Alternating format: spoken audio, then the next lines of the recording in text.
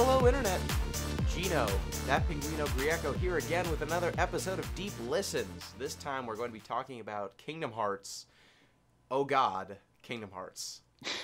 And for this episode, I am joined once again by Billy, you'll regret that statement in an hour, Rothert. I mean, after the podcast is done, I'm sure I'm going to regret a lot of statements. Billy, I'm sure we're all going to regret that. I'm sure we're all going to regret a lot of statements. Laying a lot of long-term traps, thinking about statements you made 20 minutes ago and how they can be used against you now. And you know what? In the last podcast, I really didn't even get to utilize the ones that I set up. You being the jerk producer was like, all right, I'm calling this off. Show's over, folks. They've just become much more long-term traps now. It'll be even more impressive when you spring them. You know it. Years down the line. I've been guiding you to discuss this game for the last 7 months. You made some erroneous statements. It's all led up to this. Yeah. I'm sorry I couldn't let you to just have an argument for an hour at the end of this gaming podcast about philosophy. So we're going to make an offshoot podcast where we just do that. Shit. A competing podcast. Even deeper listens. Deeper listens. But what do you think about Foucault? Oh, dude, don't even get me started on Foucault. I hate Foucault. Okay, and that deep voice, that baritone that you're hearing is Pete, Octopi or People 2 Busby. You know, people focus too much on human cognition. It's a serious problem. This is basically what the next 4 years of my life are going to be devoted to. Just making sure people know octopi are people too. You did this to yourself. Can plants be people? Yeah, no, look, plants is that'd be a whole nother podcast, really. I'm going to create my own offshoot podcast where it's just about plants, but we'll talk about that later. Yep, we'll be sure to promote your new podcast, Pete Talks Into a Microphone by himself in a room. About plants. With ferns. It's not between two ferns, it's two ferns. It's with two ferns. Yep.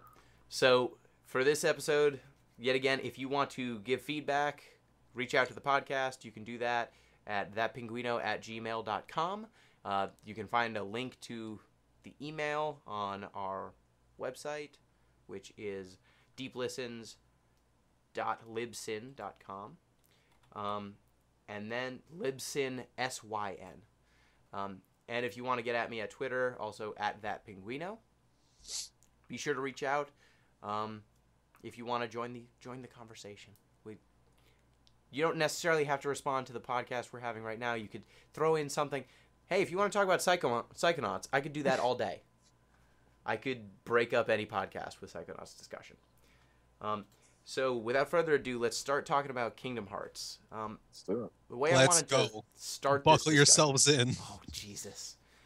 Let's buckle in. This is going to be... All right, let's lay down some ground rules, though. Okay. Like, we are trying... let me just make sure that we understand each other as much as possible. We are trying as best as we can to only talk about Kingdom Hearts 1, right? Yes. We are trying to stick to 1 because once you get to 2, once you get to so not hard 1 to talk about. Once you get to anything but 1. Things become incredibly difficult to talk about. Maybe at the end we can discuss some of the problems of storytelling that the series as a whole has started to indulge in. But let's try to limit it to 1 because I feel like 1 encapsulates so many of the good and the bad. So much of the good and the bad, and it is kind of the purest expression of it, even though 2 is probably a better game. Yeah, I guess I just wanted to lay that out there for anyone who's listening. This is not a podcast where we're trying to just talk about the entire storyline of Kingdom Hearts as a series. We're trying to just analyze Kingdom Hearts 1 and figure out what aspects we're going to discuss about it today. Yes, and I don't have it in me to discuss Kingdom Hearts as a series. No. What a Pete, magnum don't pretend opus like you can't tackle that, because I know you're a fanboy. I am too. Together, you and I could do this, but we have a different goal in mind today. I don't have it in me. So we might discuss at the end, the very end, a little bit of the later games, but we're going to try not to go there, because once you go there, you're talking about nobodies and you're talking about Keyblade Masters and shit gets crazy and you don't come back. So neither did they. That's the whole the whole point. No. We said no. So to start this off, I thought a good place to start would be talking about crossovers in general. Because Kingdom Hearts is primarily a crossover between the Square Final Fantasy universes and the Disney universes. So this game tries to take these two, like, this weird JRPG. At this point, it was 10 games when Kingdom Hearts came out. These 10 JRPGs, and then clob them together with all of these Disney things. Decades and decades of Disney things. Yes. 10 JRPGs? Kingdom Hearts, Final Fantasy 1 through 10.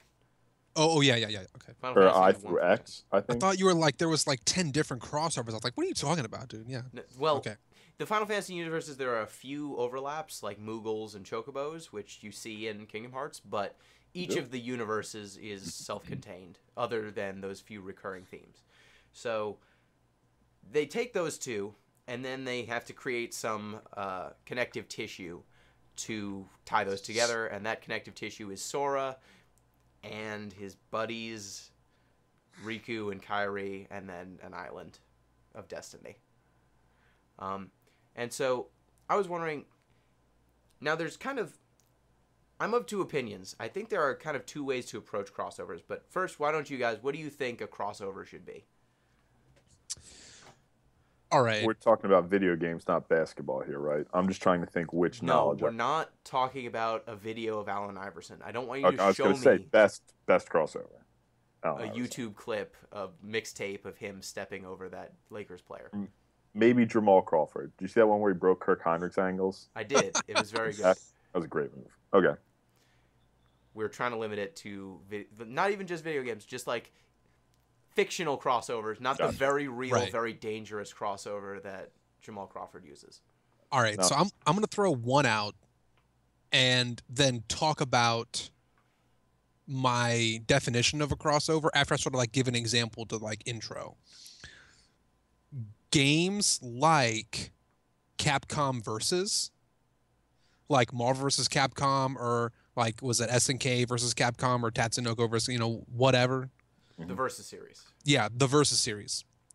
This is a Capcom crossover where they take popular video game characters from the Capcom universe. Could be, Amaterasu, Mega Man. It could be Dante of Devil's Cry, whoever.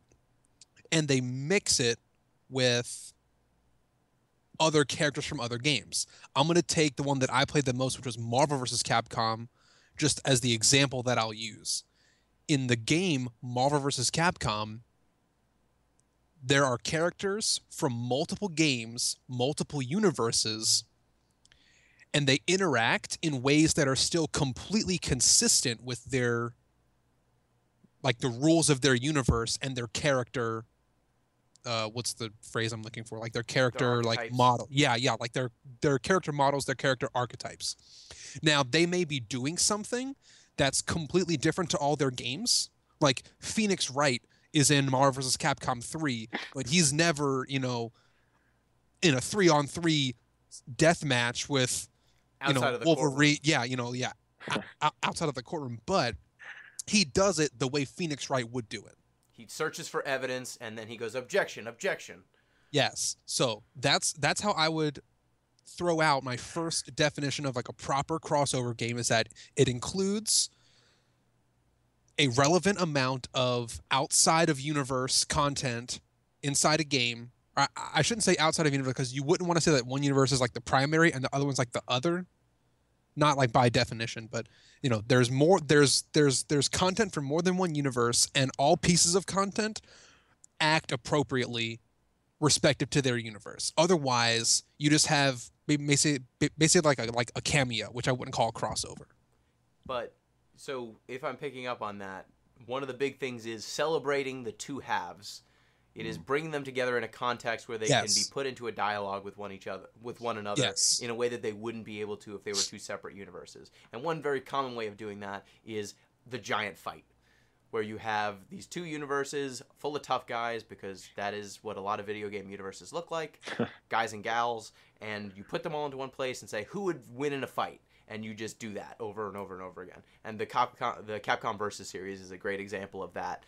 I feel like Marvel and DC do that when they do their crossovers every once in a while. It's like, who would win, Green Arrow or the Hawkeye, who's just Green Arrow, but in the DC universe? And then they'll fight for a while, and then neither one of them can win because they're the same.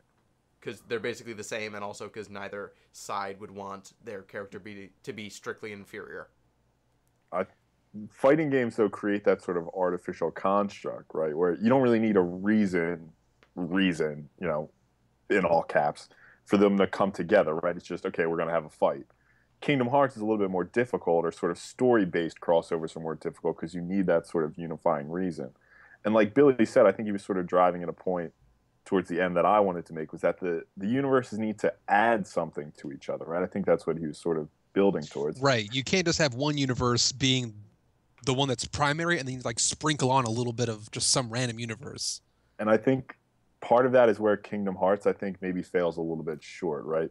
It seems like it's mostly, we're focusing on Disney, all the worlds are Disney, the main characters are Disney, let's toss in some Final Fantasy characters for added color, which isn't necessarily problematic, but that's where we're starting to, it isn't. It's not the most inspired way to use those characters. Yeah.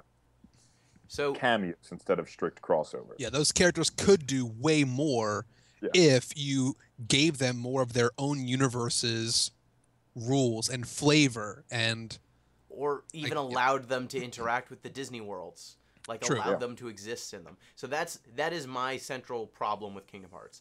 My main criticism of this game is that, one of my main criticisms is that the series becomes so enamored with the connective tissue that it kind of loses sight of the crossover in some ways, and that is almost always to the detriment of the Final Fantasy half, usually. Yeah. The games... So you've got this mashup between decades upon decades of history across two franchises from two different countries, two different cultures, that could be put into dialogue with one another. But instead, we're given this character, Sora, and his own storyline, and a lot of times the Disney worlds and the Final Fantasy characters will be used in order to further Sora's development and further Sora's, path through the game. And I don't care about Sora that much. I really care. I like the Disney stuff and I like the Final Fantasy stuff, but Sora, I don't really care about him, and I don't really there are a lot of times when, for example, Tarzan is getting upstaged in his own world by this 13-year-old. He needs his ass saved by a 13-year-old, and all of Tarzan's growth moments are basically to show Sora what friendship, the meaning of friendship. And it seems like a lot of different worlds, Sora is coming in, overstepping some Disney character and solving their problems for them, being way more powerful than whoever that Disney character is, and then having a lesson taught to him by the Disney characters, and then going on his merry way. Now let me push back a little bit. First, you said this a couple times, and I'm not sure you can actually say this, but I don't think Kingdom Hearts actually crosses over decades of Final Fantasy games. I don't know the characters as well as you do, but I think there's only characters from 7 and 8, right?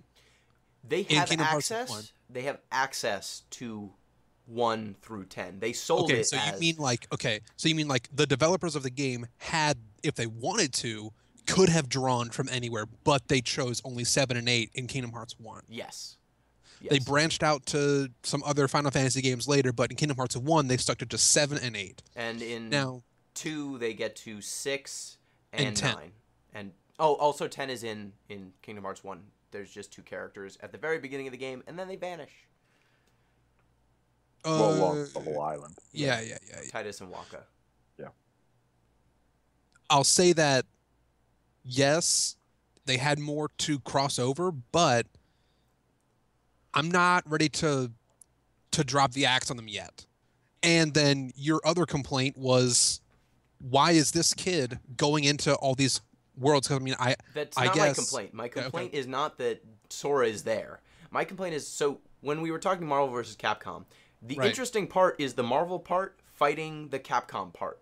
It's not the construct of the tournament or something. It's not that if they had come up with some alternative third thing that was ruling the tournament, like a master hand, Master Hand is not the most interesting part of Super Smash Brothers. You don't care about the fictional reason why these things are all coming together quite so much as seeing them interact. Right.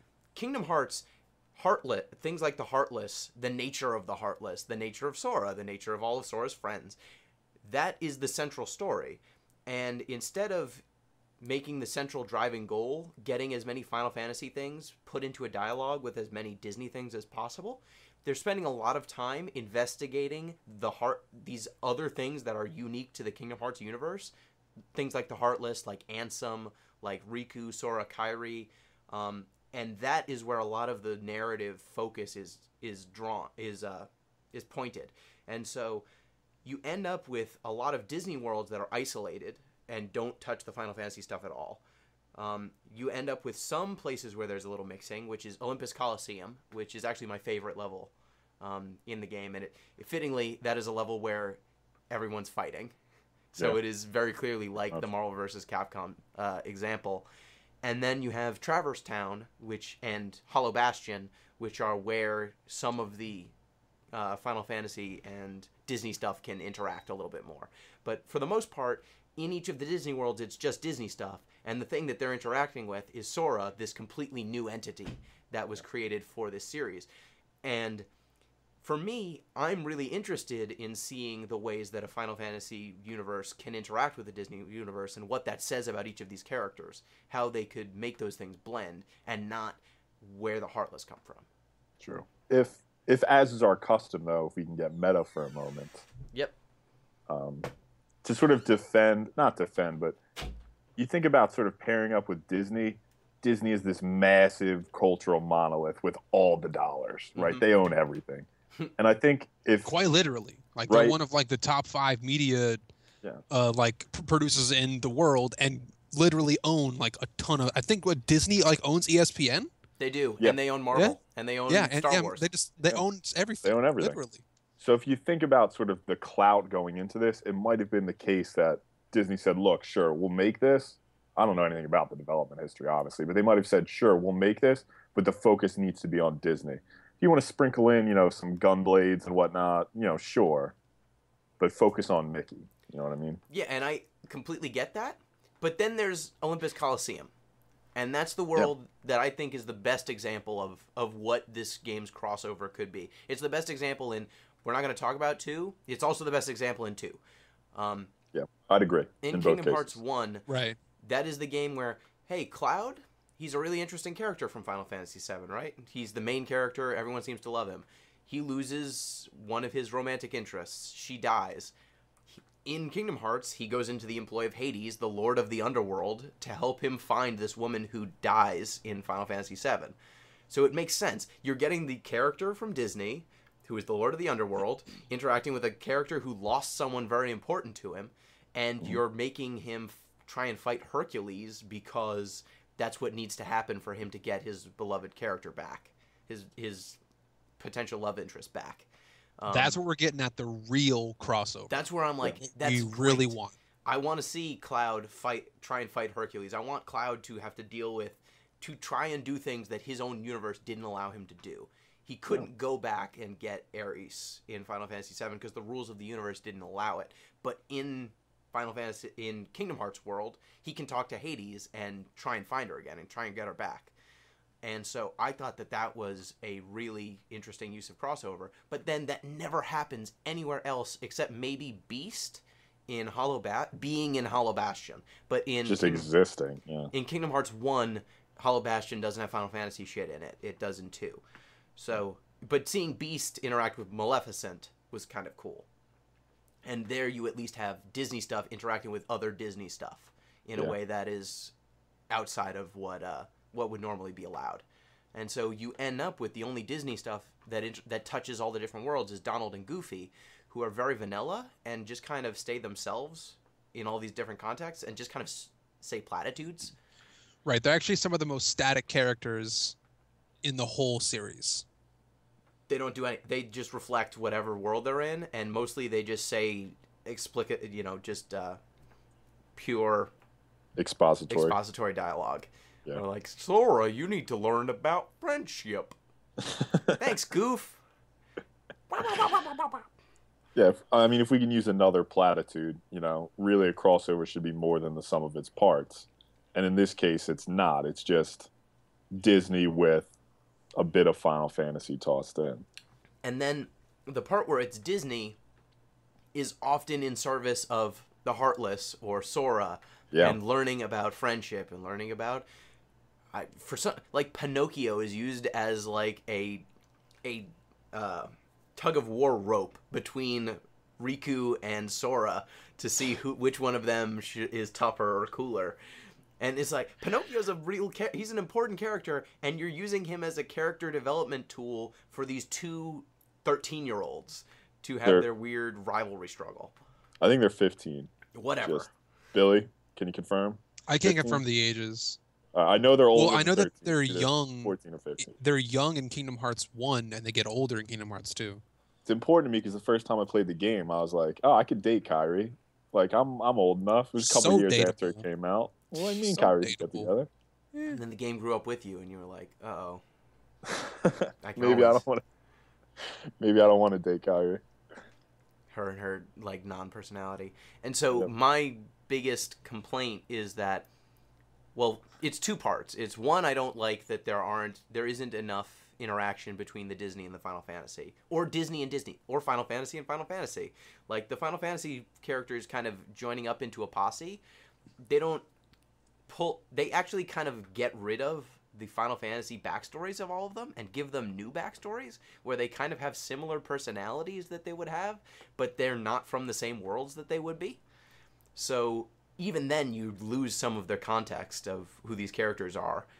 Like the version of Squall that's in Kingdom Hearts and the version of him in Final Fantasy VIII, they're kind of both assholes, but they don't have the same parentage, they don't have the same experiences. And he's Leon in Kingdom Hearts. Well, then he says, actually, my name's Squall at one point. But did he actually change his name in Final Fantasy? No. His name's Squall like... Leonhart. So in Kingdom Hearts, they just give him his last name. He just takes his last name. I think a lot of these issues, too, could have been, fixed or at least ameliorated if they hadn't been so set on this distinct worlds paradigm. Like, it makes sense because they're trying to establish the aesthetic of individual Disney movies, and they don't want to lose that. And for that, it's good, but it's working against this idea of crossover should be in dialogue with each other. Yeah. If it all took place in one world, or maybe if we want to go even smaller, like a single city, massive Traverse Town or something, you would have had a lot more of that interaction. But you would have lost that. New York's got like Little Italy and Chinatown. We would have had Mulan Town and Little Halloween Town, Don't go to Little Halloween Town at night. It's bad neighborhood. Bad in that district. Yeah, but so one problem, I don't see the interaction happening, and because it was allowed in Olympus Coliseum and in Traverse Town to some extent, I wonder how much Disney was saying you can't do this, and how much was Square going, we don't want to do it. And I'll never know, but it would have been interesting to see this conceit of people kind of falling into other worlds. Like the Heartless can do it, Sora can do it. It'd be interesting to see some of the Final Fantasy characters who fit aesthetically or stylistically in the Disney worlds being put there, for example. Like, it would have been interesting. There's a character in Final Fantasy VI who's just Tarzan. His name's Gao. He runs around. He doesn't speak English. He's raised by animals. It would have been interesting to see him in Tarzan world. Like, you need to do nothing to make him line up with how Tarzan behaves. It would have been cool to see these two Tarzan characters who have different backgrounds interact in some way. Or maybe, hey, how's about if some of the Final Fantasy villains who show up in Kingdom Hearts were just standing around the table with the other Disney villains? Like, Sephiroth's in Kingdom Hearts. It would have been cool if he was plotting. He's in too. All these Disney characters, like, I want to take over Halloween Town. And Sephiroth's like, I want to destroy the Earth and become a demon god. I mean, now here's one problem that I think that they would have with that is because I don't think Sephiroth, I mean, you're kind of right, but there's no way that their motives would actually line up enough for them to actually be doing that. At least not in Sephiroth's case. Sure, but the motives don't seem to line up with the Disney characters necessarily either. Like, they all kind of just want to run their own worlds, and some of them seem to see the Heartless as a way to do it, and some of them seem pretty oblivious to what the Heartless can do. Like, you're right. Like, Maleficent seems to be the person who has the most authority. Like, the most authority, the most understanding of what's actually going on. Other people in the other worlds are more like puppets who are made some kind of promise, like, somebody will grant you control or extra power in this world so that you can control it and get what you want. But really, they're just going to be a puppet for some overarching plan or theme. They don't know what the keyholes do. They just know they want to find it. Yeah. And so I feel like since so many of them can't control Heartless, they kind of learn how to control Heartless later on. They don't seem to know why they're looking for keyholes. They just seem to be in this shadowy cabal because they're all villains. But even some of them are villains in a really loose sense compared to others. Like, Maleficent's purely working for some sort of nefarious goal, but Oogie Boogie seems like kind of a trickster. He's not necessarily pure evil. The Red Queen, she's mean, but she's not like Maleficent evil. Yeah. Her name doesn't... Oh, say that again, you dropped out. Like Maleficent, her name literally means evil. The Red Queen's name is just a pun on cards. Yeah. So it would have been interesting to see Square try to cross these things over a bit more. And then the other complaint that I have is that what they're in using all of these Disney properties and Final Fantasy properties in service of is this story that when you're young holds up okay, I guess. Yeah. As like a 14-year-old, it seems like that's what true love is. Yes. And it just does, like, Sora, his development in Kingdom Hearts 1 is a nothing development. He doesn't change almost at all. That's true. He starts out believing in friendship, and then he believes in friendship way harder. Yeah, friendship saves the day, I guess. Sure. Donald and Goofy, at first, they're like, yeah, we'll roll with you. And then they're like, actually, we're friends. And that's kind of their development, is going from, like, we're rolling with you because you have this dope-ass sword to we like you. I guess that's the development. Riku just does a bunch of evil shit because I don't understand why he does anything he does.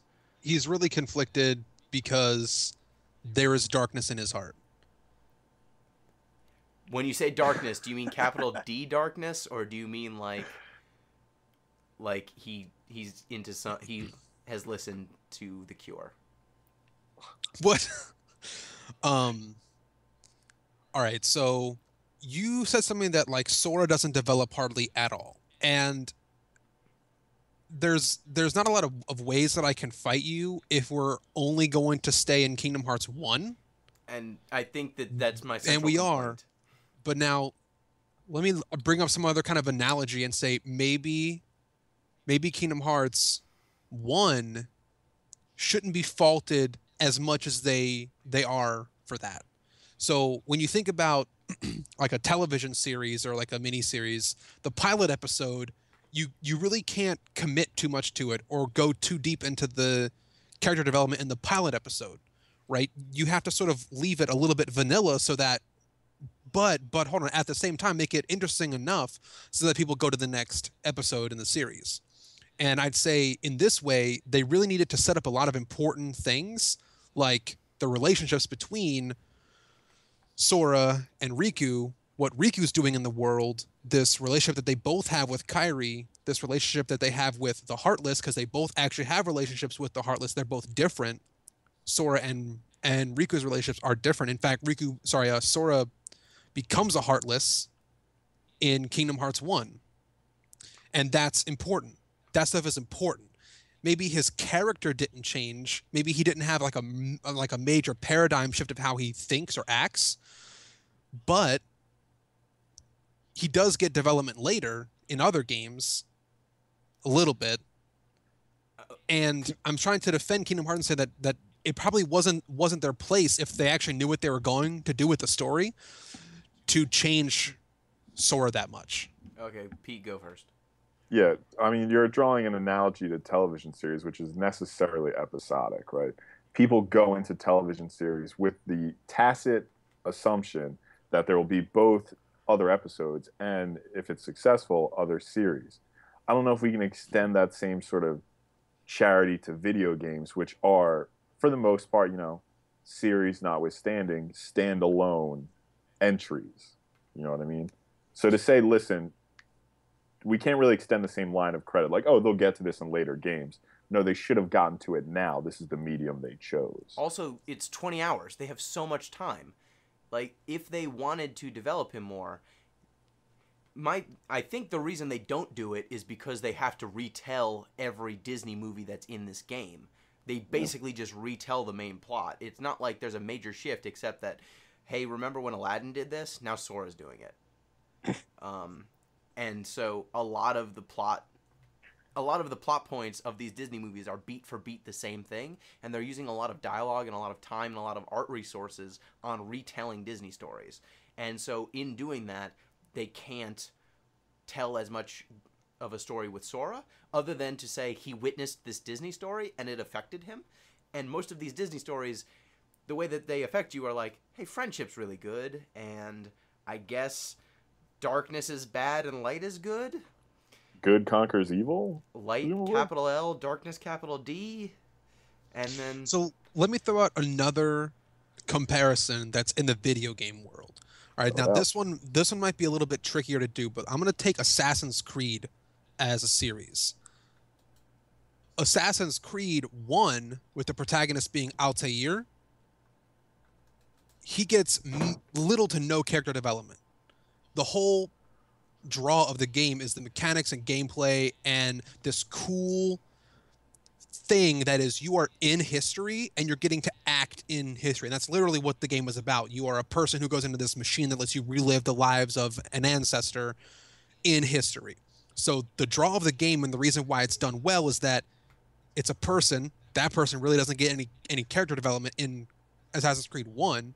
Like Ezio gets character development in Assassin's Creed 2. Ezio gets some character development, but there's no character development for Altair in Assassin's Creed 1, or basically none. But the reason that game is good is because it does really cool mechanics things, really cool gameplay things, really cool context things with history. And I think in a similar way, Kingdom Hearts is doing that. Kingdom Hearts 1 is doing that, having a protagonist that can just fit anywhere, being in very cool scenarios so that we, the player, can relive them while doing cool gameplay stuff and cool mechanic stuff. And you're going to complain about the mechanics a little bit later, but we'll talk about that differently.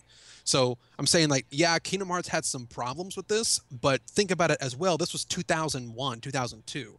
And Assassin's Creed, which is also an amazing game, came out in like 2013 or something like that. No, Assassin's Creed was 2007, I think. 2007? Oh, Assassin's Creed 1? Yeah, I'm thinking way ahead then. But still, that was a whole next generation of gaming.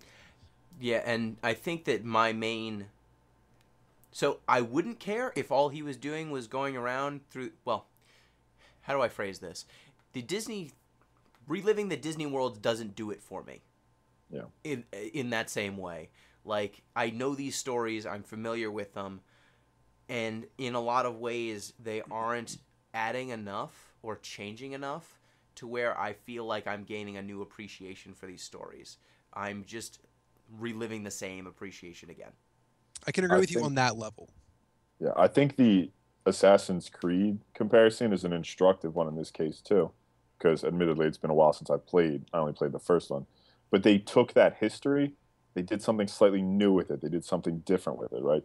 You don't need to retell your audience the whole story of the Knights Templar in its entirety, because one, maybe they've heard of it, or two, they can go elsewhere to get it, right? But here in Kingdom Hearts, it's not new, it's not twisted, it's just given again. And in some of them, it is new and like in Halloween Town, it's actually a different story. Jack is trying to set up a part. He's trying to make the best Halloween ever, and he's going to use the Heartless to do it. That is great. That is using this new conceit, the Heartless, and it's using Jack Skellington in a way that makes sense for Jack Skellington. That he would be trying to use this new spooky thing to make Halloween way better, and it reframe. That is the closest I get to caring about the nature of the heart, is when Dr. Finkelstein is trying to make a heart and he can't do it. That is the closest that Disney stuff really comes to interacting with the Heartless in a way, other than like King Triton saying, "There are Heartless, watch out." Instead of saying, "Ursula's bad, she's got evil shit, watch out." So in a lot of the other worlds, I think Olympus Coliseum and Halloween Town do this great. Yep. They take these additional conceits and allow it to change the story in a fundamental way. Tarzan, that is just Tarzan, except Clayton has Heartless. Yeah, the leopard transforms or something. On top of just having a gun, yeah, he has additional powers.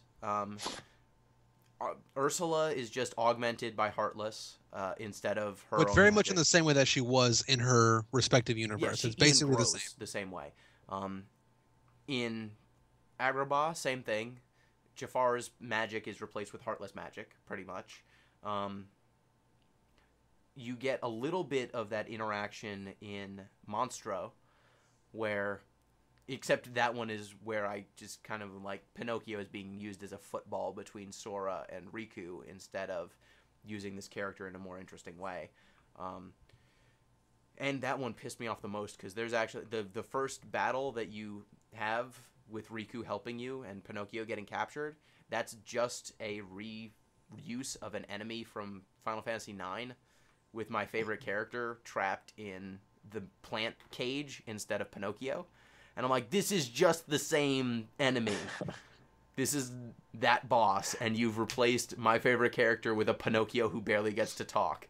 And Pinocchio is like this soulless golem that's trying to become a boy, and the character who is the Final Fantasy IX character, Vivi, who is in that plant cage, is a like 6-year-old kid who's trying to learn the ways of the world. And I'm like, those two characters who have been trapped in this same plant cage mouth probably would have some interesting things to say to each other, but instead Riku and Sora are going to go like, "Yo, Pinocchio, come with me." "No, Pinocchio, come with me." And it's Gina, you probably could have loved the rest of the game, and just that one scene would have ruined it for you. It was really... It's so... The parallel is so easy, and they put him in Kingdom Hearts 2, but they give him, like, no dialogue. It's really... Actually, I think he has 0 words. Vivi says, like, 1 or 2 things. Oh, yeah, but it's not actually Vivi. It's, like, possessed Vivi. Yeah, it's like a heartlet... It's weird. Kingdom Hearts is weird, so it's not Vivi, but whatever. Yeah. And then the other worlds, I think, follow in that path, except for Hollow Bastion, where you get Beast kind of interacting with Maleficent. And that's just because you don't actually get Beast Castle, I think, in Kingdom Hearts 1. I think you only get Beast Castle in Kingdom Hearts 2. Yeah, but it is very cool to think that Beast, loving Belle so much, was able to traverse time and space to chase her down. And I thought that his sense of abandonment was a nice compliment to Sora's. And I thought that was one of the best uses of Disney stuff to actually propel Sora. That actually felt like character development. It's a shame that it's the second to last world. I wish that happened more.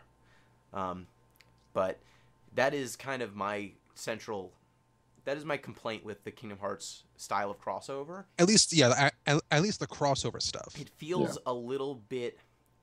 The parts where I guess you're supposed to identify it with it, where you're just kind of doing better than these Disney characters, feels a little bit just nostalgia, almost masturbatory. Yeah. Because you are just a super being who is capable of doing better than the characters who you care about. And it is selling you that story again. All right, well, which in response... Disney excels at. Yes. They love True. True. Stories.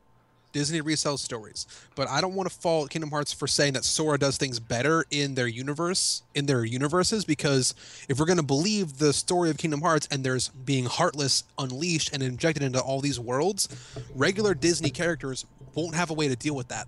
In fact, you cannot kill the Heartless without the presence of some kind of Keyblade or very strong light heart. Yes, they came up with fiction that made this okay, but... Well, all right, you can't say... Well, you can't just come up with fiction. They're writing a game. That's what they're doing. Sora fights Hercules and wins. At the time, Hercules was being possessed by in Kingdom Hearts 1... By Heartless stuff. No. He just fights Hercules at the end of a tournament and just wins. You win. Oh, okay. Oh, yeah, you're right. That is in Kingdom Hearts 1. He stops Hercules' invincibility by hitting him in the head with a barrel, and then Hercules is dazed, and he gets beaten up on by like a 15-year-old, and then he's like, I guess you got the strength. Like, I'm the strongest thing that's ever lived anywhere ever, but you did not it. You. Keyblade pretty strong. And then he beats Cloud, and then he beats Sephiroth, and then he beats the Titans. Sephiroth a bitch, though. Sephiroth does suck. Voiced by Justin Timberlake. Yeah. Did you guys beat... I know we're only talking about 1, but did you guys beat Sephiroth in 2? I did, and I was underleveled. It was not a fun experience. I beat every optional boss. So good. Yeah, so why don't we go ahead and tie up a neat little bow on the crossovers. Jamal Crawford. We have a lot more to talk about. We have a lot more to talk about in Kingdom Hearts. Yes, you're going to talk about some mechanic stuff, right? Some other stuff, too? Yeah, so let's just take a quick break, regroup, and then come back with some more Kingdom Hearts talk.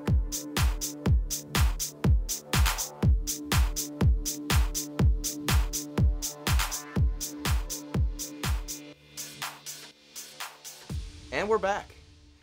That was a nice break. We talked some stuff over. People went to bathrooms. It was great. So, next thing I wanted to talk about with Kingdom Hearts is how the game kind of holds up when you try to play it in an adult context.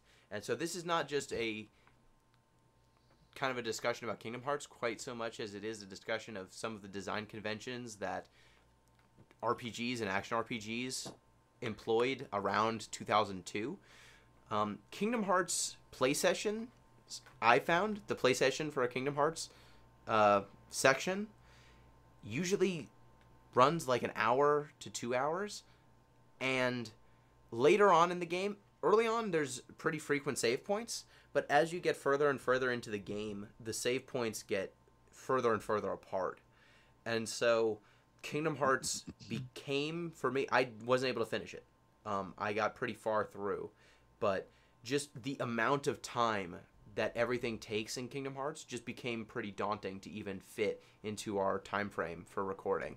So I was wondering, did you guys actually replay? Yeah, I did. As much as I could. Yeah, I didn't do a full playthrough. When you said that you were going to bring up some things about mechanics and gameplay and stuff, I made sure that I played a little bit just so I could refamiliarize myself, with some controls and things. It reminded me that I like the control scheme of Kingdom Hearts 2 a lot better. But Kingdom Hearts 1, I think was fine. It's adequate. So you can play. Yeah, I didn't do a full playthrough, but I'd played through the game multiple times before. Yeah, so for me, the biggest... Well, one thing, just because the game is so reliant on combat as a way to pad out its runtime, they, after a certain point in every single world, they respawn enemies in every single screen, except for screens with save points. And that just became, if you don't know where to go, it's just time-consuming. It becomes time-consuming because you don't know if you need to clear a screen to explore or have a cutscene trigger or find something, or if the game's just respawning stuff because, I don't know, because action RPG conventions or RPG conventions say there should be random encounters or repeatable combat. And so it just made exploring these worlds that I kind of liked and sometimes were full of stuff more tedious. This really cropped up with stuff like Hollow Bastion, where you need to interact with things in the environment, and so you need to kill all the Heartless around you before you can interact with it. So if you make a mistake and interact with something the wrong way, you have to go back out of the screen, go back in, and then you realize, oh crap, I need to clear the screen again. Or things like in Tarzan World, there's some areas where you can explore and interact with stuff around Tarzan's camp or Jane's camp, and it just fills with monkeys. And you need to just full of monkeys. Once monkeys show up, you probably should have done it, because otherwise you're going to need to kill like 3 waves of monkeys before you can interact with anything ever again. So I can respond a little bit. Your complaint is that, or your point here is that you think that there was an unnecessary amount of refreshing of what you would call random encounters or screens or rooms. Rooms respawned at an unnecessary rate. I think that even, yes, on an unnecessary rate, they basically repurposed the same enemies and the same fights over and over and over again to pad out runtime. And I think that was a mistake. Pad out meaning like make the runtime longer? Make the runtime longer. Yeah. Because if you just leveled on a regular pace from the story battles that you get thrown into, and you get thrown into a fair amount just by going through the story, Yeah. that would be fine. That game would still be probably 20 hours, or close to it. But because you keep running into random battles, navigating just screen to screen, I want to say world map, but it's not a world map. Just by going screen to screen, it pads out that runtime even more. And because you are capable of doing that, the game design also expects you to grind and level up to get to unlock new abilities. And sometimes it's just stuff like basic stat boosts that if you don't spend time grinding, it comes to a head later on in the game. And that was why I wasn't able to finish it. I got to the very end of the game, and it just took so long to kill the frickin' enemies in the end of the world that it was tedious. It wasn't fun. The end of the world's terrible. It's fine if you're prepared for it. It's a great level. No, there are 4 enemies in the end of the world. You fight behemoths 3 to 4 times. Each of one of them takes about 10 minutes to kill just because of how much health they have. It's not. They use the same boss fight 4 or 5 times in the same 1 hour of gameplay. If that's not Final Fantasy crossover, I don't know what is. Final Fantasy never does that in 1 hour. Fight the same dude that many times. Nah, they just have 1 hour animations. Yes. And you know what? That shit's bad there too when they do it. All right, so I'm gonna be the Kingdom Hearts defender. So let me take up my rightful post.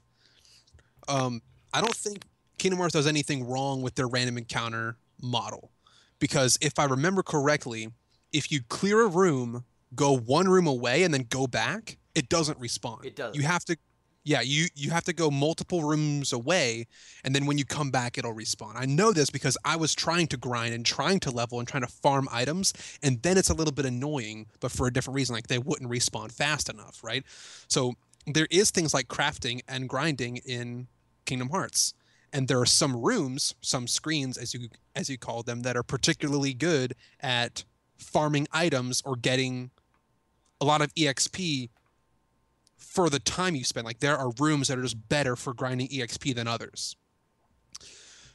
I as a person and a player. I am a person. Let's just get that straight. Let's go back to the Talos principle. I'm a person. Just a brief interlude. As a player, I love the grind. I am all about the grind. I like to just spend mindless hours getting like the best items and weapons and maxing out my abilities. I just get the truest pleasure out of it. You probably love the gummy ships too, don't you? All right, we're not talking about gummy ships, but I did like gummy ships. Now, we're probably going to talk about that when we talk about how Kingdom Hearts wastes the player's time. Yeah, well, right? that's... At least you can skip those. Back to my point. Hang on. Yes. So I'm going to say that the way the screens worked in Kingdom Hearts was not bad because it was necessary if you wanted to get certain achievements like any like completionist would. Say, how are you going to do these if the screens don't refresh? You would have to make either the EXP scaling bonkers or item drops like not matter or item drops bonkers, high drop rates. If you took away the rooms respawning or, made them super less frequent, like these other things break. And I think not to say, we got to choose the lesser of 2 evils, but I think it just works better this way. Saying that something is the lesser of 2 evils, so you pick it, isn't a very strong argument. I'm saying that straight up, it just works better this way. It rewards people who want to grind, and people who don't want to grind don't have to do it. Because actually, the bosses, I'm pretty sure the bosses, to some degree, scale with you, but you can overtake them if you grind enough. So if you're lower level in some of the mid-game bosses, they're going to scale to your difficulty, but if you're higher level, you can actually stomp them. Yes, but the way provides that grinding fun at the expense of someone who doesn't want to do it. You don't have to. No, but you're not absolutely required. It's not required, but playing through... So the difference between sitting through like 10 of Riku's invincible moves in Hollow Bastion versus sitting through 2 of them, it's just so much more pleasurable to get through that fight, not having to watch him use his Omni Slash move like 10 times. The bosses, as you get further and further into the game, start employing moves that basically just make them giant hurt boxes with no hitbox. They just become invincible. If you touch them, you get really hurt, and then you just need to stay out of their way and until the animation finishes. Cloud, for example, has his stabby move, his Sonic Blade. Yes. And you just need to wait until it's done, because you can't block it, you can't deflect it. He just stops doing it when he decides to stop doing it. And as you get later on into the game, Riku has multiple moves that do stuff like that. Ansem has moves that do stuff like that. Even some of the regular enemies start having moves that make them invincible, or they block everything. And when that starts happening, the only limiting factor in how fast you can kill them isn't figuring out how to kill them. It's how much damage do you get in between those invincibility periods, and that just determines how many times you're going to see that invincibility period. And so for me, I tried to get through it without grinding, and it meant that every single enemy in the end of the world, because they all have invincibility periods, every single one of them, it just became like I have to watch this single regular-ass enemy do this same attack 4 to 5 times per enemy, and the end of the world is just arena battles over and over and over and over and over and over and over again. And I just quit. I died once because even though I was... Like, it's kind of funny because the way for me to get through that was to become invincible myself. There's an ability called Leaf Bracer that makes it so you can't be interrupted when healing yourself. And so to avoid these characters doing these giant invincible moves that just fill up the screen with bullshit, I just made myself invincible and opted out. And so that was my way of dealing with it. And it just became really tedious. Whereas if I had grinded, those fights would have been simple because I would have been dealing so much more damage. And had better abilities and better items. Yeah, and that's another thing. Abilities, like, depending on which starting loadout you get, some, like, really basic stuff is just locked. Like, I tried to do a magic build this time, magic and defense, because I'm an idiot and I hate myself. Why did you do magic and defense? It's strength. It's always strength. Strength is always the answer. Well, you can do magic. It's just you don't do magic and defense. No, actually, maybe I did magic and strength. Either way, I ended up not getting... That's a fine build. I didn't get block until level 32 or something. You don't need to... You should have gotten dodge roll early. I did get dodge roll early. That was nice. Yeah. But it's like, you should have both. Those are both really basic things. They're radically different gameplay styles. Yeah, but they're tools that you should have, that you want in your belt so that players can... You probably got double jump earlier. I don't have double jump. What is double jump? You jumped twice. Maybe I'm thinking of... No, there's totally double jump in 1, right? There's double jump in 2. I'm on like level 40-something and I don't have it. Whatever. It's not there. You probably would have gotten double. Maybe it was like an unlockable ability. No. I'm in the end of the world and I don't have double jump. No, not jump. like a level up ability. It's not one of those story ones that you get. Chest. What's in the chest? It's double jump. Hooray! I got glide. I've got mermaid kick. You should have high. It's called high jump. I do have high jump. Yeah, high jump. Okay. There's no double jump in this one. There's double jump in 2. Yeah. Okay. Well, it's just, for me, a lot of the stuff in Kingdom Hearts just pads out the runtime. And I understand that they want people to get into the grinding sessions. And when I was 13 or whatever, however old I was when I was playing Kingdom Hearts the first time, I did all that. And I experienced it, and it was fun, and I had infinite time. But now I don't. And it's... I can't play the end of this game again. It's not fun. I don't enjoy it. And maybe that's just me coming to terms with kind of living an employed life and, like, you know, having more time dedicated to you know, adult problems. Now, I wasn't sitting there watching you play this game, but depending on what your build was, and you're probably gonna jump on me, but your build was shit. I mean, Gino's build was like Gino's build was probably bad, and you're probably just not that good at the game. So it's your fault for being shitty, Gino. I mean, use more skill when you play, and you should be fine. No, but look, all right, so magic in Kingdom Hearts works a really special way. If you actually did a magic build, a lot of magic is unblockable. That's the whole thing. Magic beats blocking in Kingdom Hearts for many enemies. It's only if they have a specific like anti-magic barrier. If they do physical blocking, magic usually penetrates that. Especially Thunder. Thunder is amazing at crowd control and getting through enemies that are blocking. So I don't know, if you really did like a magic oriented build, I think you should have had no problem with some of these backgrounds. It's true, like there is still invincibility bullshit, but that's true for any build.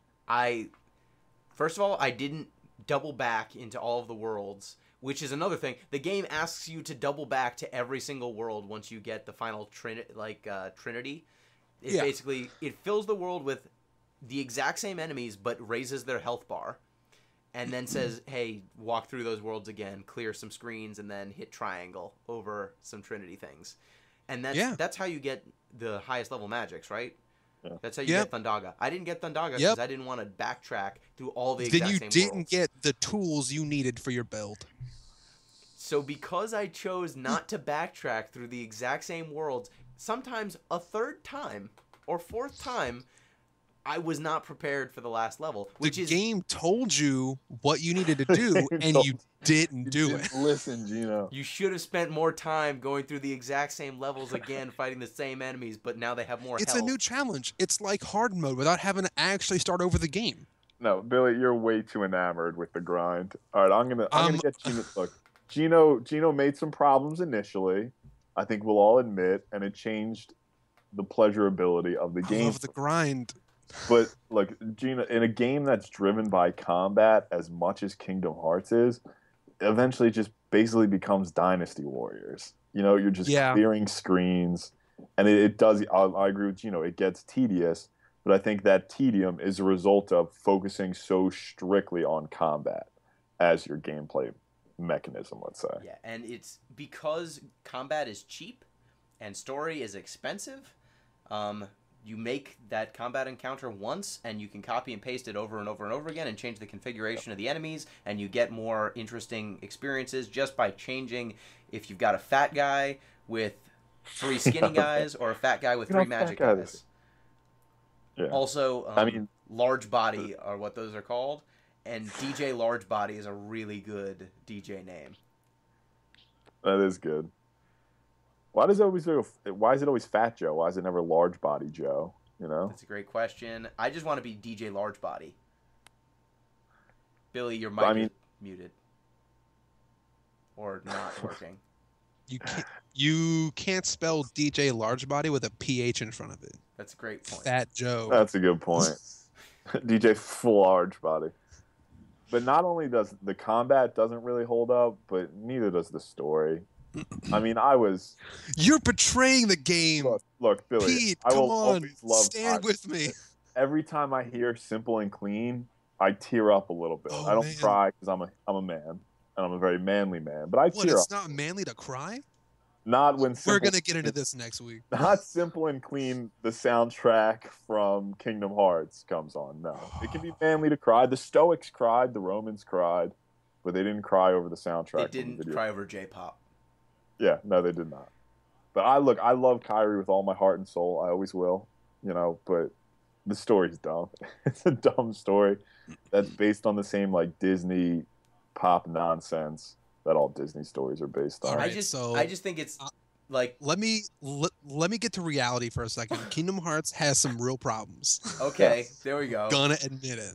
The love is unconditional. The love is unconditional. I like the things that it did with the story. Me as a player, I like grinding. I like convoluted stories that you have to go the extra mile to get pieces of. It's not convoluted. It's dead simple. No. Kingdom Hearts 1, not convoluted. Kingdom Hearts like series, Kingdom Hearts convoluted. like 12 through 15, sure. Though like 2 of them are just Kingdom Hearts 1 retold, but in a computer. I'm not even including those in the canon. Like some people do. I don't include them in the canon of the game. Like it's just retold. As a canon, I don't think you can have a canon when your only lesson is friendship conquers all. But it's so they go so far out of their way to invent multiple factions and entire histories to explain that friendship conquers all. Like no, it's not. Like that's the message, though. That's the point they're trying to make, and like Riku. I think you're really just cheapening it. It's friendship conquers all mixed with like a will they, won't they, Ross and Rachel sort of dynamic. I think we need to play a game. Did you go friends? I did. Sora does not deserve Kairi. I should get Kairi. Okay. Maybe you're right, Pete. Maybe you should get Kairi. Okay. Fuck it. What's the next topic? Fuck it. Let's go. I'm done. I kind of want to play another little game. Oh. Bring it back on Halo, because I feel like, remember how Halo, we played a little game called Kingdom Hearts, or called Halo or Action Movie Quote? Yeah. Okay. I want to play a game. I don't have a thing to compare Kingdom Hearts with. So I'm going to just call it Kingdom Hearts or Hallmark Card. Okay.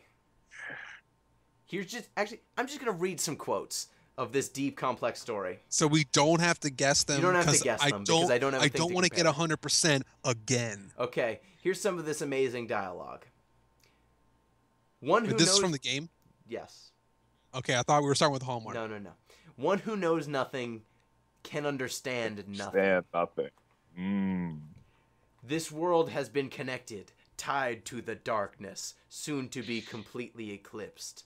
There's so very much to learn. You understand so little. You know what the weird thing is? How well like Halo dialogue and Kingdom Hearts dialogue would sync up thus far. That is, yeah. A lot of just like capitalized one like word. Like the Gravemind could have just said that. I don't know. Yeah. You tell me, is this Kingdom Hearts or Halo? I'm going to lose now. Halo. Darkness conquers all worlds.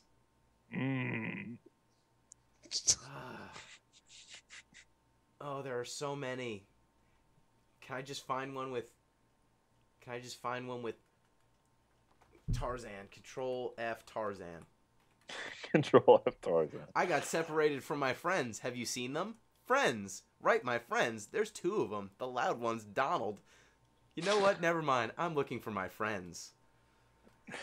If we could just do like a digital humanities like statistical analysis of how many times friends get said throughout the whole game. Okay, friends, same heart. Clayton, lose heart. No heart, no see friends. No heart, no friends.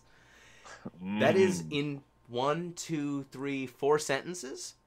1, 2, 3 uses of friends, 4 uses of heart.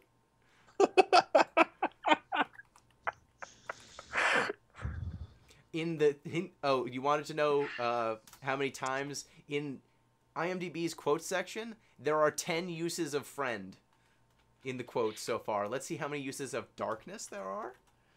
Presumably those are the best quotes too, or the most important quotes. There are 29 uses of darkness. 9 uses of light.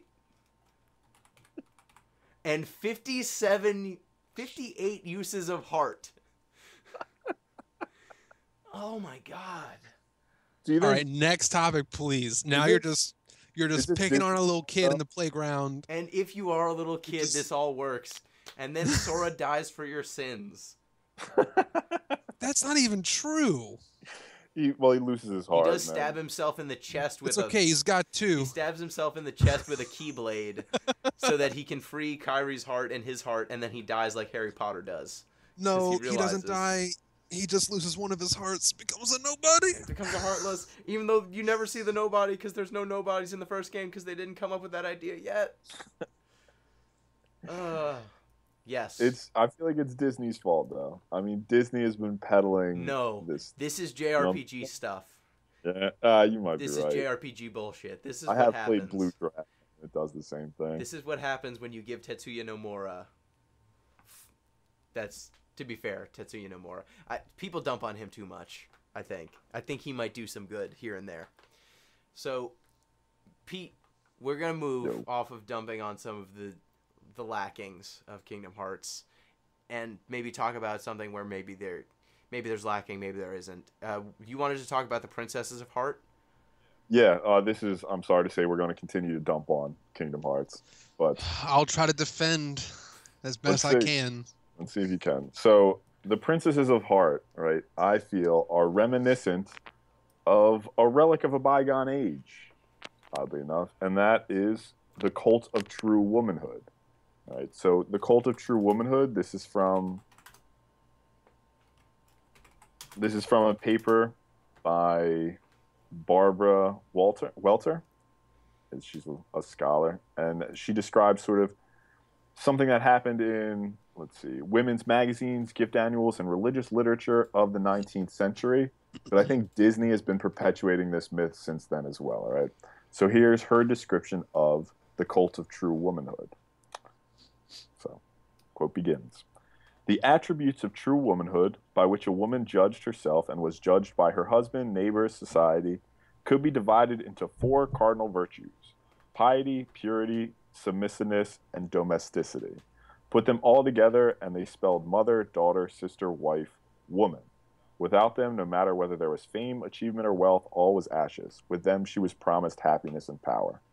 And in Kingdom Hearts, maybe we don't have all the virtues, right? We might not necessarily have domesticity, but I see these Princesses of Heart as just an advancement of this true womanhood ideal, right? You have these princesses, they're above, let's say, the other characters because they're pure, they're innocent, they're devoid of darkness. They also don't get to talk much. They don't get to talk. Kairi gets left at the end of Kingdom Hearts 1. She becomes a Keymaster later if we're doing all the canon stuff. Well, she was always a Keymaster. All right. Not always, but before Kingdom Hearts 1, she was a Keymaster. But by the end of Kingdom Hearts 1, we're just leaving Kairi behind, right? Her body behind. Yeah. She does have a turn at the end where she's like, no, Sora, I'll protect you now, which I appreciate. I thought that was a great turn. But I still think these Princesses of Heart are emblematic of, let's say, an outdated, maybe even misogynistic view of what makes a good woman, let's say, or maybe a good princess specifically if we're talking about Disney. Yeah, and I thought it was pretty interesting that of all of the overlaps between Disney properties and how it doesn't happen very much, that one of the overlaps that the developers sought to key in on was that princesses get snatched in like all of the Disney narratives. Oh. And they actually made that an overarching, almost a meta-narrative or a commentary on Disney. And as a byproduct, there's one female playable character in all of Kingdom Hearts, and that's Ariel. Every other world you go to, you team up with the male character, and then the female character basically tells you, you're doing something really dangerous, you shouldn't do that. And then you do it anyway, and then you realize that they were right the whole time.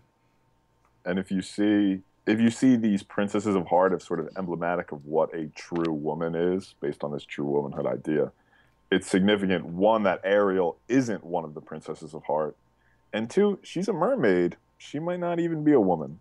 I'm not sure. And I want to push back a little bit on you, Pete, that this idea is limited to the Princesses of Heart, because I feel if those were the personality traits that they were trying to put on a pedestal with the Princesses of Heart, many of the other female characters you run into have those exact same traits, but because they're not Disney princesses, quote unquote, they don't get treated with that same story weight. Like Jane's dialogue and the Lady Frankenstein from Sally. Sally. Sally. Jasmine. Their dialogue could be interchanged, other than maybe some tics for Jane because she sounds kind of Britishy. But they could basically be interchanged, and the way they behave, their responsibilities to each of their stories are so interchangeable that I feel like even though they use that to tie together some of the characters, those personality traits are apparent in other female characters throughout the game. That's almost what everyone other than Ariel, every other female character in pretty much, and some of the Final Fantasy characters, Yuffie in particular. And I think this is a place where sort of the crossover becomes detrimental, right? Because this discussion I'm bringing up in relation to Kingdom Hearts, this is one that's been had about Disney for decades, right? Since the princesses became popular. Right. But I've never played, well, I've played a couple, but not very many of the Final Fantasy games. I have to imagine there's a fair number of strong female characters in that one. Strong playable? No? Strong playable. Some they exist, some less. There's usually, let me put it to you this way. They get to talk more. Okay. You Good can start. play them. Good start. That's right. Both of those things are more than most of what Kingdom Hearts is. In Final Fantasy X, I found Yuna was really the main character as far as I'm concerned. I found Yuna and Lulu to be the best characters for me based on my build. Yeah, and as the games have gone on, barring 15, because that's going to be all dudes, because a woman would have made the road trip story not work, said one of the developers. But that they've gotten better throughout the years. Yeah. Regardless, they probably have story functions, combat functions, perhaps more importantly for Kingdom Hearts at least. And there is a place where, all right, traditionally like Belle, Cinderella, they're probably not going to have a lot of combat functions. Bring in some of these Final Fantasy characters, then you can sort of augment that. And yet, so I want to push back a little bit because we started this podcast with a discussion about what defines a crossover happening properly. And I wonder if the criticism that you bring up about a perpetuation of these ideals, if it can even be directed towards Kingdom Hearts at all. Because the characters that they have listed for the princesses of Heart, the only two that are not like official Disney princesses are Kairi and Alice. Yeah. Because like Alice is not actually like a princess in any way, but the other ones are, right? So I think, like, what's the latest princess? Jasmine? no, it is like the latest one. Do you mean latest in They've that added. Latest, yeah, or Belle, Jasmine or Belle. in Kingdom Hearts in Like particular? which? Yeah. No. Like when the movies were made, Overall? when they're overall, it's especially movies were Frozen. made, it was like Yeah. no of the Of the princesses characters of in Heart. Oh, okay. Hearts. Yeah, I think Jasmine's the last. Jasmine or Belle. I think it's So like Aurora, Cinderella, Snow White all came from this earlier age of Disney where these things were perpetuated because they were perpetuated in real life anyway. It's not 1950 anymore. So I don't want to hold it against Kingdom Hearts for making Snow White act like she did in the real movie Snow White But when it was made in, 19, 20, 30, whenever it was. And characters like Belle and Jasmine in their respective movies were a little bit more defiant. They did, at least in a lesser sense, they obeyed those norms of this cult of womanhood less than the other ones did. Didn't they? No, I'm definitely agree with you. Was Jasmine a Princess of Heart? yes, Yes. she Okay. gets kidnapped. She gets snatched, and Of course. So we've got two of them, which I guess I would not think Kairi fits the mold of the cult of womanhood, and Jasmine and Belle do their best to break it, even though they still were written into that a little bit. I just feel like that this overarching using the Princesses of Heart, it pigeonholes each of these characters. It also You're removes them from the yes, story. It does pigeonhole them. They And just become you're totems. right.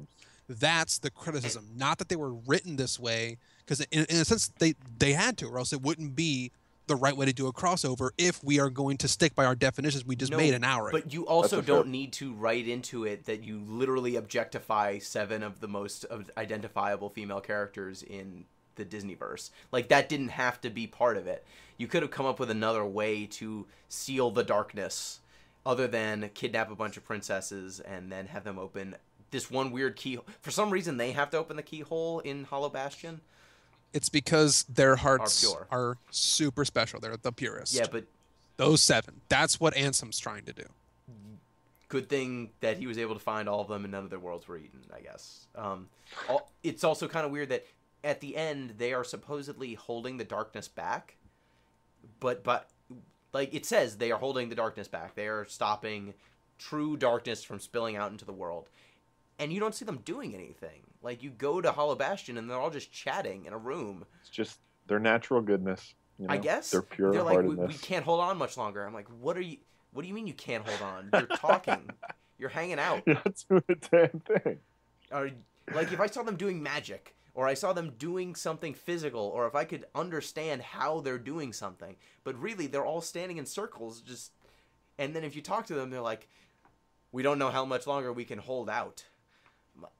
Okay. It's not like Jasmine's doing like pull-ups in the corner. Like, yeah, I got to keep doing pull-ups. Or she's like in the knocking darkness. back Heartless, like punching them. That would be way cooler. If Jasmine's like, I've got heart power.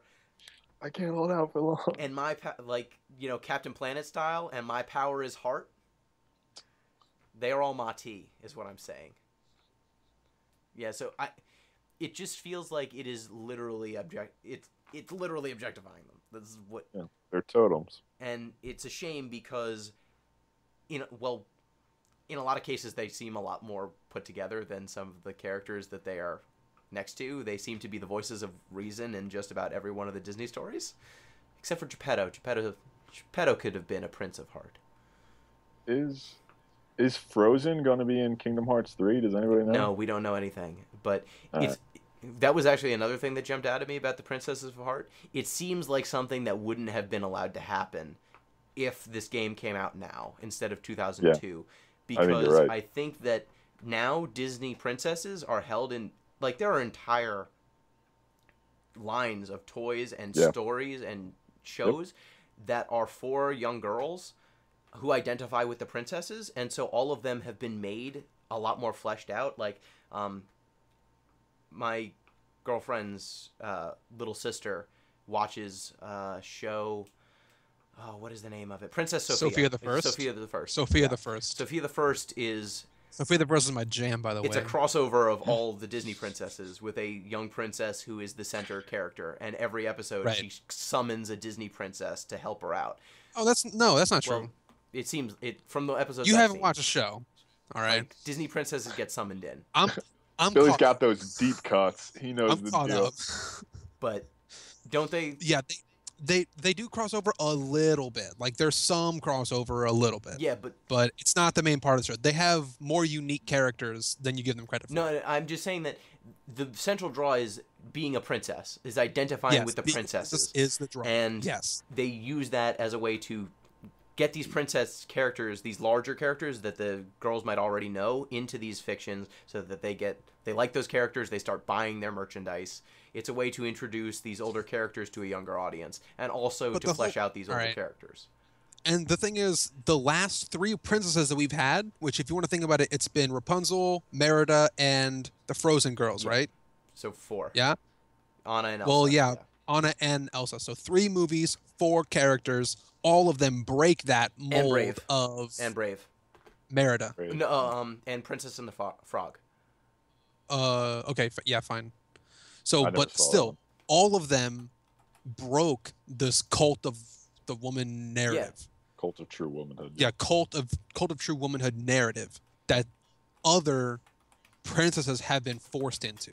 So like I'm saying, yeah, it's good that you bring this up. It's important to talk about it, but I'm not going to criticize Kingdom Hearts for it because, like we said, if we're going to do a crossover, they need to obey some of the rules that were constructed in their worlds.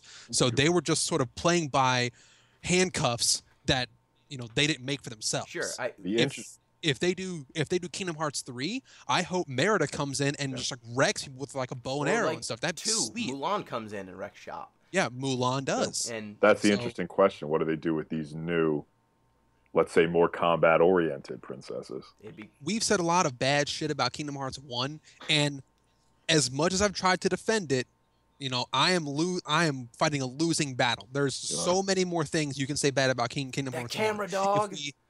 if we pause and say, wait, let's look at this series as a whole, not the convoluted story, not the bullshit story, but what they're doing mechanically, they're definitely improving, taking steps in the right direction. They've gotten, and I hope that way better. Like you said, absolutely. And I think that's the thing that struck me was just that if they had made this story in 2015, I don't think that Disney would have let them treat the princesses as side characters and as objects, because at this point they have embraced their young female audience, as they and I don't think that they would let all of their most identifiable female characters be relegated to this kind of side role.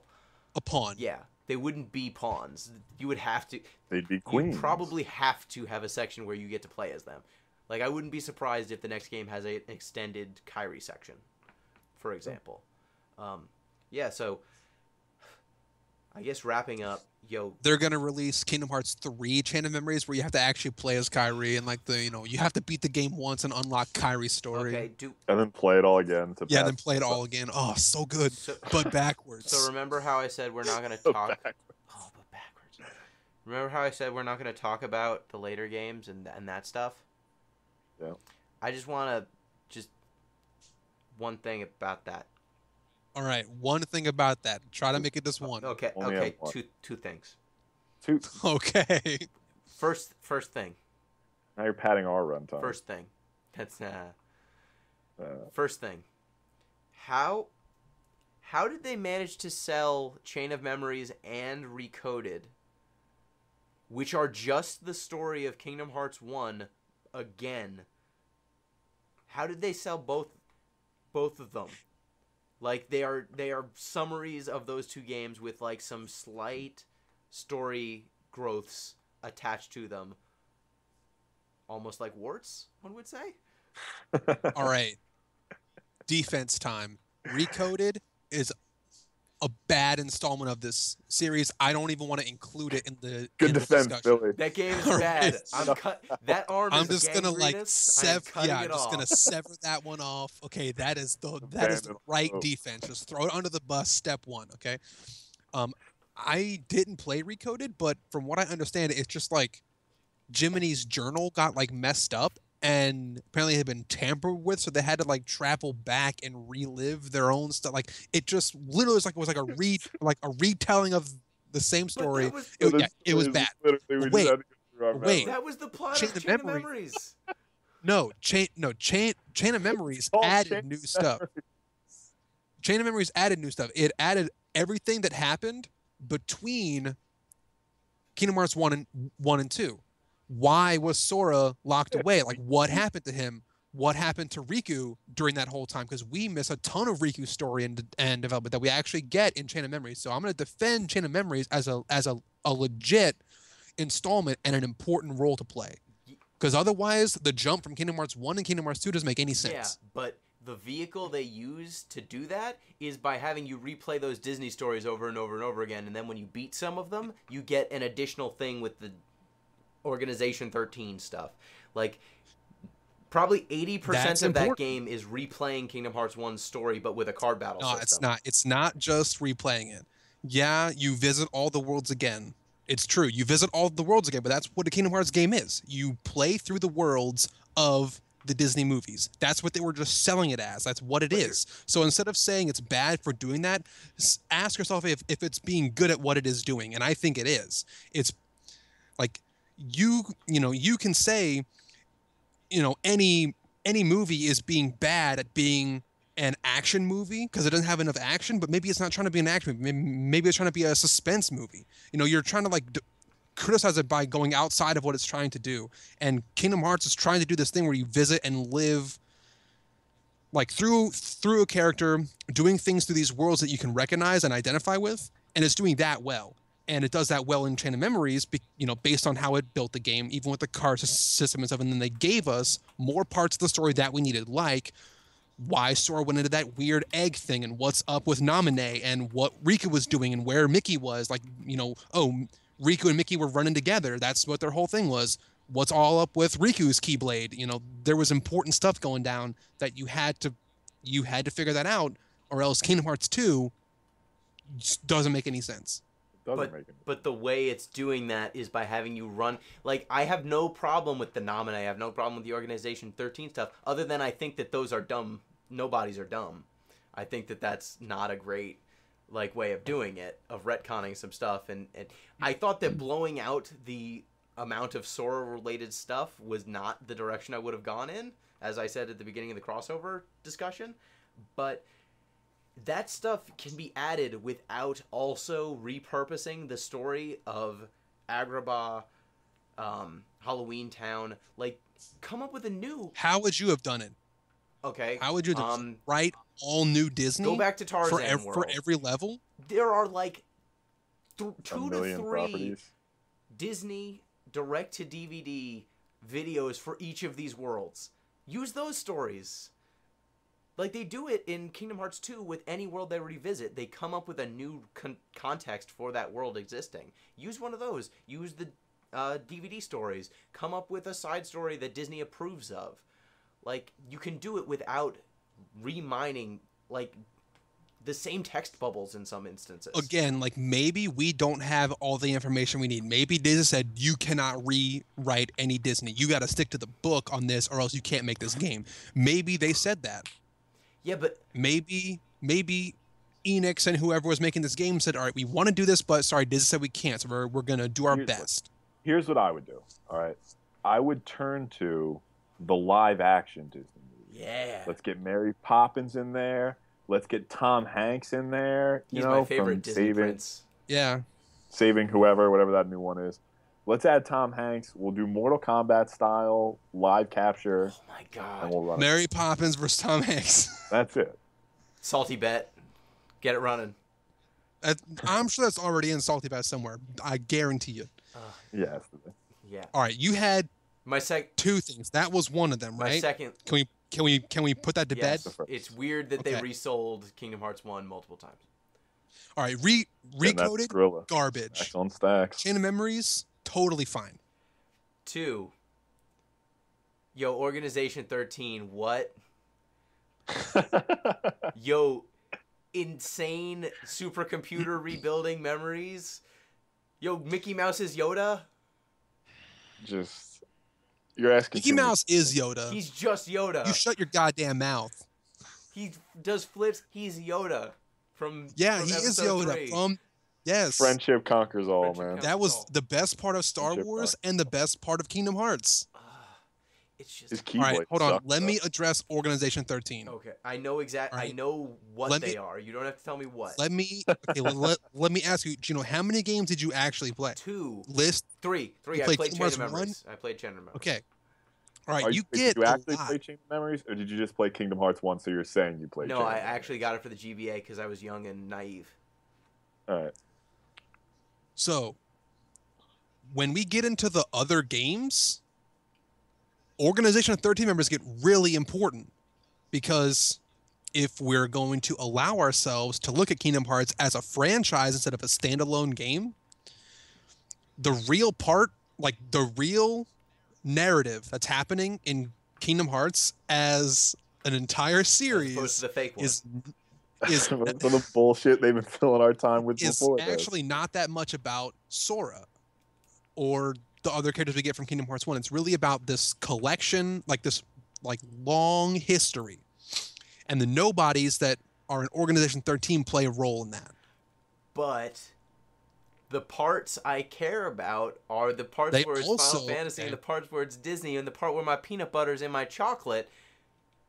I don't care about the jar that the peanut butter chocolate comes in, and they just keep making the jar bigger and more ornate.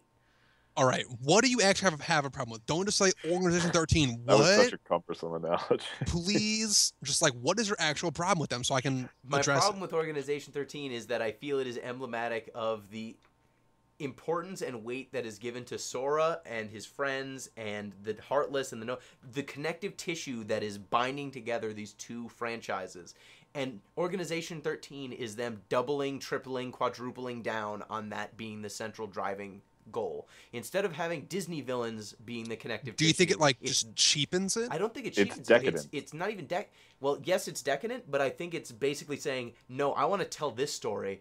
I know I have the Disney license and I have the Final Fantasy history, but nah, I want to tell this new story about Xemnas and Xehanort. There's a character named Xehanort in a game There's with Mickey characters Mouse. names Demix and Marluxia. They all have X's, and, I know. Like they, Axis, Roxas. And Axel.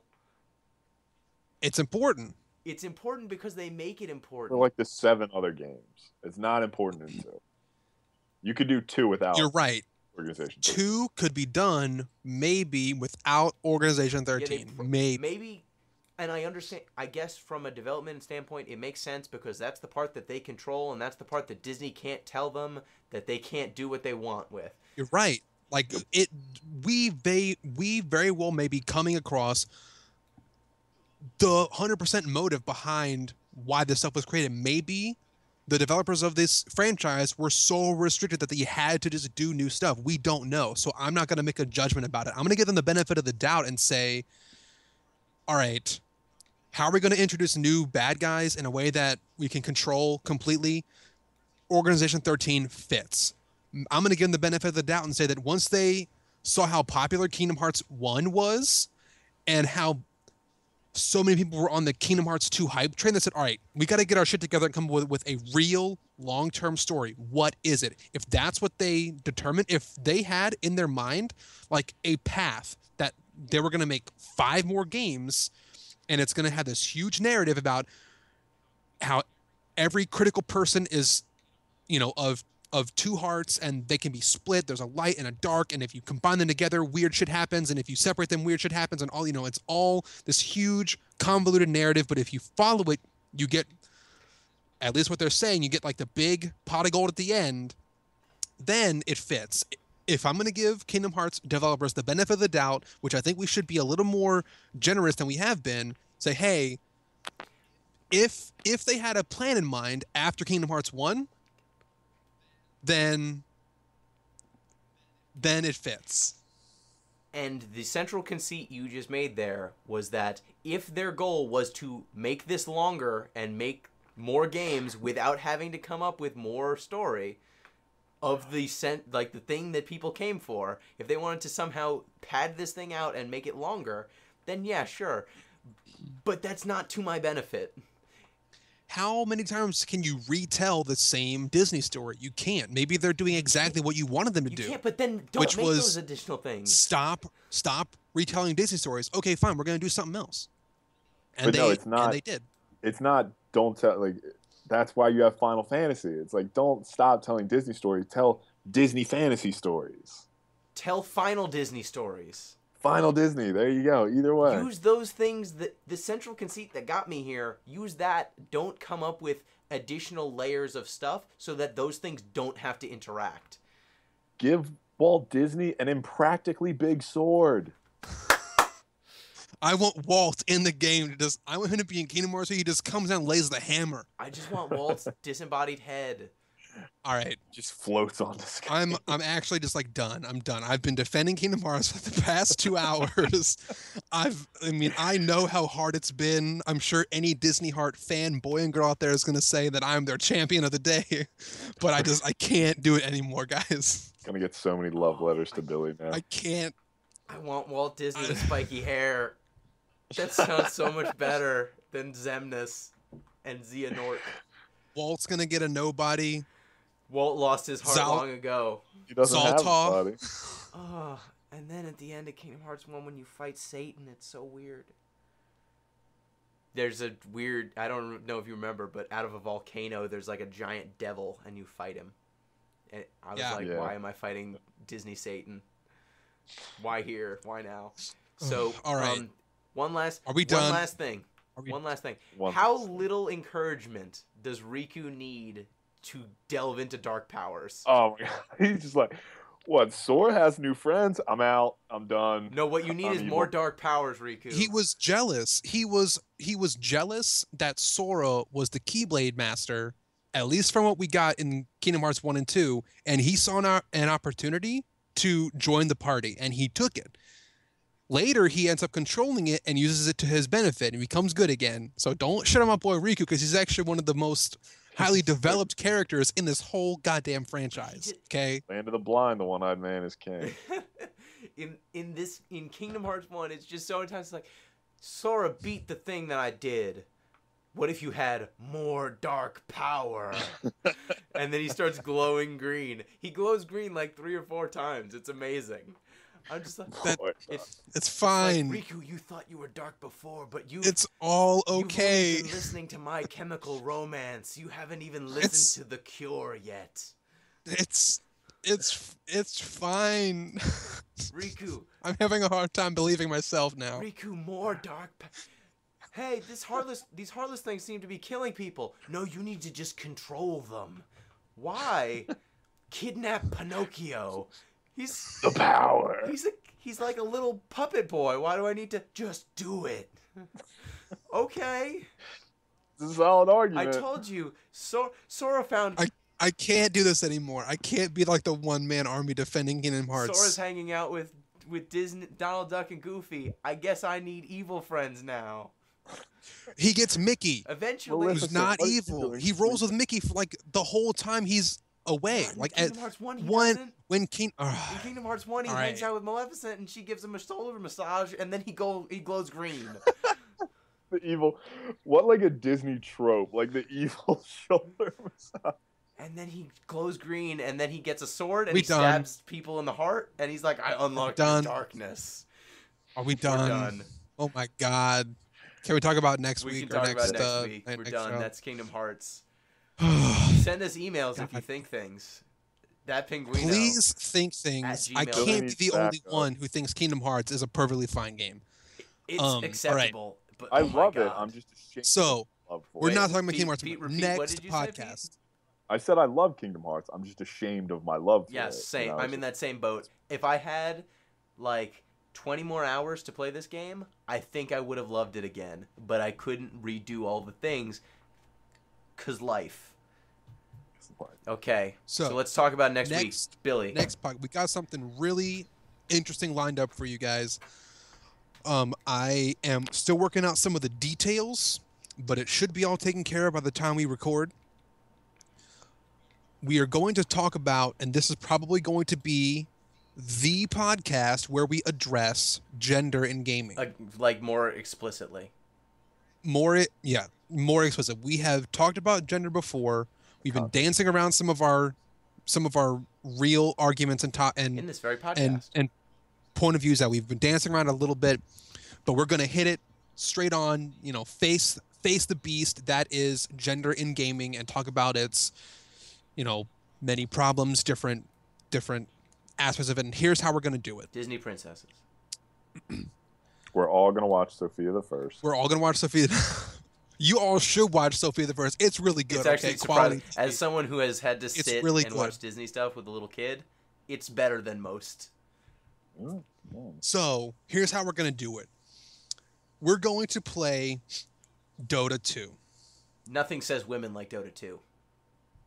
And with the help of one of my good friends and her teammates, the three of us are going to play Dota 2 as females, using voice modification software, changing our names, changing our profile pictures, changing our whatever, going into public games under a seemingly perfect disguise as a woman. We will then, One quick question.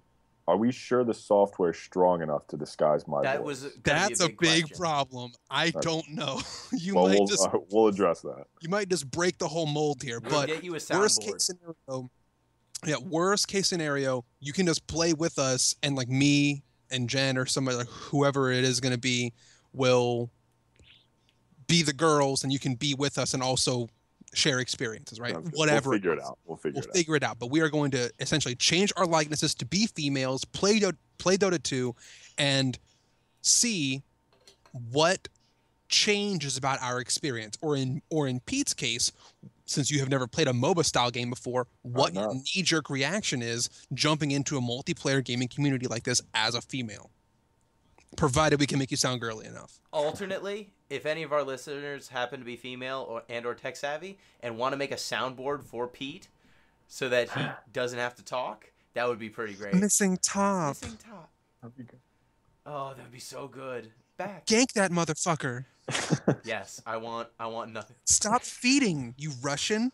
I don't know what any of these phrases mean. It's gonna be so good.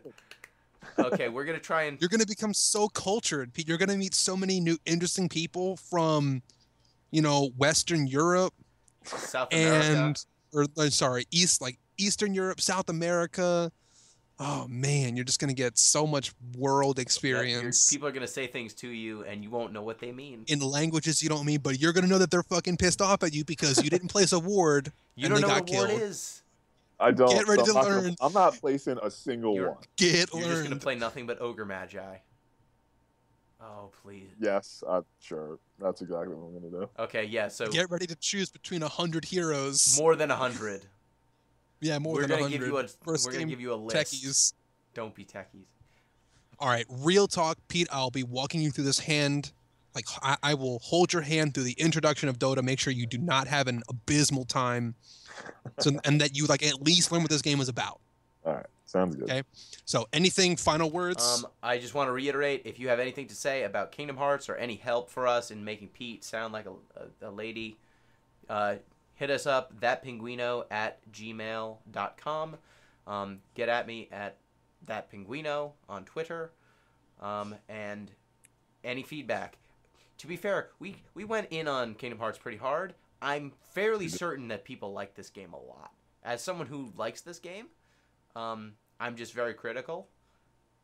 I'm critical of things I love. So, just go ahead. You can add stuff to the discussion. I won't read anything that mentions Xehanort, though. Nothing with X's also, in it. no Ansem clones. If you mention that Riku is an Ansem clone or a Xehanort's Heartless clone, I'm not gonna. Don't even want to do this anymore. I'm not gonna talk about it. Just don't bother. Don't bother. It. Just don't. Yeah. Okay, so thank you both of you for joining us. The Dota podcast will be very interesting. I am very interested in doing that. I have to reinstall Dota on my machine, which is bad for me and my personal life. So that's good. Any last words, Billy? Actually, I'm going to give you the last word. Pete. I have, okay. You're going to give me the last word? Pete. Okay. Yeah, let me, all right.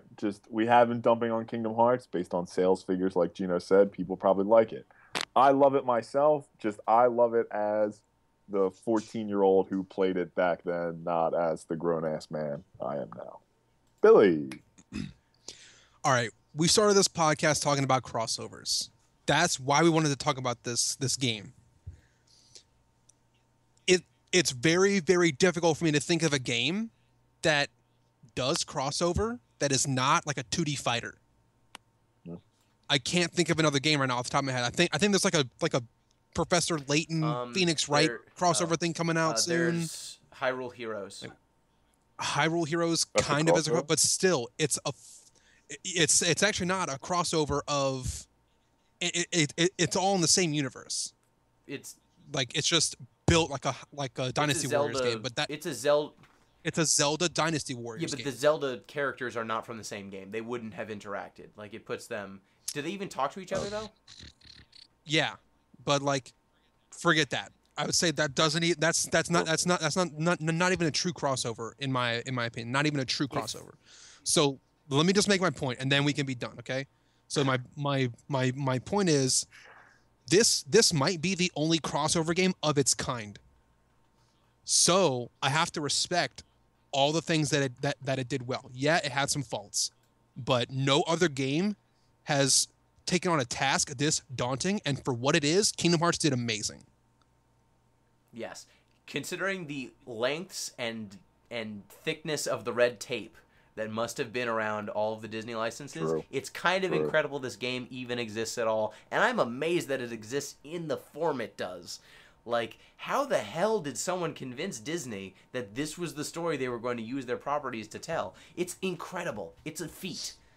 It's Heartless. How did that happen? How did a Disney person say, yeah, Tarzan's going to fight black goo monsters? And they were like, yeah, totally, great. We wish we could have put black goo monsters in the original Tarzan. We were saying black goo monster monkeys. How did you know, Tetsuya Nomura? So I think that is amazing. This game is amazing. You should play Kingdom Hearts. It's an experience. It is. So thank you, everyone. Thank you, Billy. Thank you, Pete. Oh, need to mention this. We are on iTunes. You can subscribe on iTunes. If you listen to this show and like it, go ahead and review it. Rate and review on iTunes. It will help us out.